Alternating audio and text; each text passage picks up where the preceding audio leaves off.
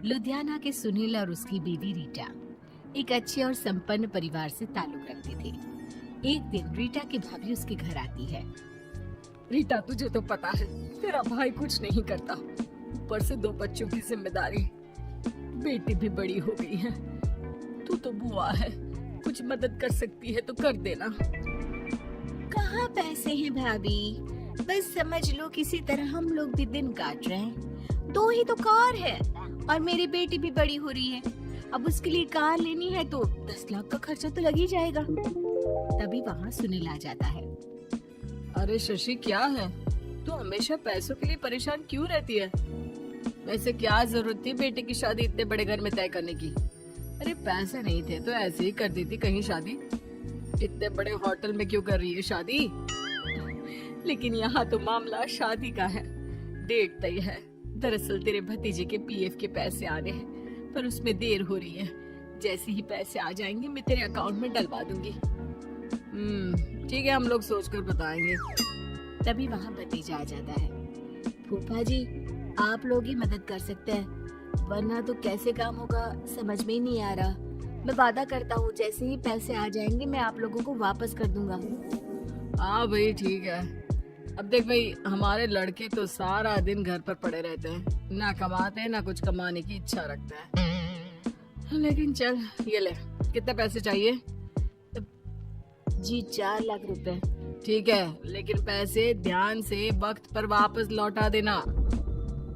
सुनील मुसीबत के वक्त बीवी के भतीजे की मदद तो कर देता है, लेकिन उन लोगों के जाने के बाद देख ले रीटा, तेरे मायके वालों ने मांगा तो दे दिया, वरना इन लोगों का मुझे कोई भरोसा नहीं है। अरे क्यों भरोसा नहीं है? इससे पहले तो कभी इन लोगों ने आपसे मदद भी नहीं ली। हाँ, ली तो नहीं, लेकिन पैसे की किल्लत ही रहती है ना इन लोगों के पास। अरे ठीक है ना, नहीं लौटा पाए तो भतीजे के ससुराल से निकाल देंगे। सुना है बड़े घर में शादी हो रही है। सुनील और रीटा पैसे तो दे देते हैं, लेकिन अगले रोज ही। हाँ भाई साले साहब, क्या हाल है? ठीक हूँ जीजा जी। क्या बात है, सालों बाद आपका फोन, जरूर कोई बात होगी, बताइए ना। अरे वो तेरी बड़ी भाभी आई थी, बेटी की शादी कर रही है ना, तो पैसे लेने के लिए मैंने दे दिए 4 लाख। सोचा भाई किसी गरीब की बेटी की शादी हो रही है, पुण्य मिल जाएगा। अच्छा किया जीजा जी, उनका बेटा बहुत मेहनती है, जल्द ही लौटा भी देगा। वहीं रीटा भी फोन करके हर किसी को पैसे देने की बात करती है। रीटा की भाभी शशि के पास उसके भाई का फोन आता है। तूने सुनील से पैसा लिए हैं क्या? नहीं भाई, सिर्फ बात की है, बोल तो रहा है कि दे देगा। वो लोग मदद करने वालों में से नहीं है, और मदद कर भी दे लेकिन समाज में गा गा कर हालत बुरी कर देते हैं। अब गाने दीजिए ना भाई, मैं क्या कर सकती हूँ, मेरे पास कोई ऑप्शन भी तो नहीं है। बेटी की अगले हफ्ते शादी जो है। शशि की बेटी की शादी हो जाती है, लेकिन शादी के 1 महीने बाद ही सुनील का फोन भतीजे के पास आता है। हाँ भाई, शादी तो हो गई हम लोगों की दुआ से। अब देख, ऐसा ही फायदा होता है पैसे वाले रिश्तेदार हो तो। तेरे वक्त पर हम कैसे खड़े हो गए थे, लेकिन अब पैसा लौटा दे भाई। जी, मैंने पीएफ के लिए अप्लाई कर दिया था, उसकी नोटिफिकेशंस मैं आपको भी भेज देता हूँ। मुझे लगता है 10 दिन में पैसे आ जाना चाहिए। जैसे ही पैसा आएगा मैं आपके अकाउंट में डाल दूंगा। और ना जी ना, कोई नोटिफिकेशन नहीं चाहिए, पैसा चाहिए, पैसा। अब ठीक है अंकल, बस 10 दिन का समय दे दीजिए। अभी हफ्ता भी पूरा नहीं होता कि भतीजे के पास उसके गांव के दूर के चाचा का फोन आता है। और बेटा, क्या बात है, सुनील के कोई पैसे ले रखे हैं तो दे क्यों नहीं देता? हाँ चाचा जी, बात तो हुई थी, 10 दिन का वक्त मांगा है, उम्मीद है हो ही जाएगा। अरे फोन कर रहा है, रोज बता रहा था कि बेटी की शादी में मदद की थी। अब क्या है ना, भले ही शादी 10 दिन रोक देते, लेकिन सुनील से मदद नहीं लेनी चाहिए थी। याद है ना, मधु की मदद करके कितना बदनाम कर दिया था उसने पूरे घर को सोसाइटी में। हाँ चाचा जी, मैं भी यही सोच रहा था कि उन लोगों से मदद नहीं लेनी चाहिए थी। कई लोगों के फोन आ चुके हैं। वही रीटा अपनी भाभी को फोन कर देती है। क्या है भाभी, कब पैसे लौटाओगी? पता है ना ये कितना बोल रहे थे, तुम्हारे बोलने पर मैंने पैसे दिए हैं। भाभी अब तो आपके बेटे की कार बेच दो और हम लोगों के पैसे दे दो। अरे लेकिन रीटा, बात तो 3 महीने की हुई थी ना, अभी तो 2 महीने भी नहीं हुए पैसा लिए, थोड़ा तो सब्र करो।